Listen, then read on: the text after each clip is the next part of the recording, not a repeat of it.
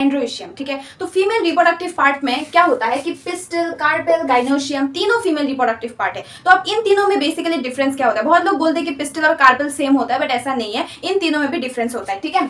So let me draw this, okay.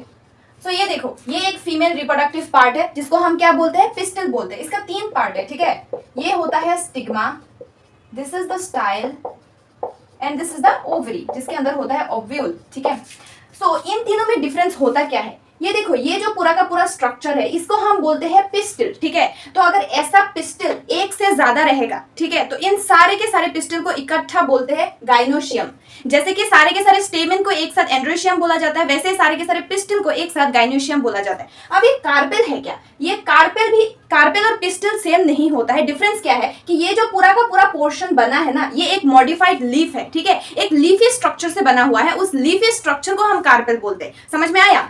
ये जो stigma, style, ovary, ये 3 पार्ट एक लीफी स्ट्रक्चर से बना हुआ है ना, ये किसी से तो बना हुआ है ना। जैसे कि ये जो वॉल है ये ईंट से बना हुआ है, सीमेंट से बना हुआ है, वैसे ये जो पूरा का पूरा स्ट्रक्चर है स्टिग्मा, स्टाइल, ओवरी, ये एक लीफी स्ट्रक्चर से बना हुआ है। उस लीफी स्ट्रक्चर को कार्पेल बोलते हैं, ठीक है। और ये 3 पार्ट में बना हुआ है, स्टिग्मा, स्टाइल, ओवरी, और इन तीनों को एक साथ बोला जाता है पिस्टल। और ये अगर पिस्टल एक से ज्यादा प्रेजेंट है तो सबको एक साथ बोला जाता है गाइनोशियम। समझ में आया?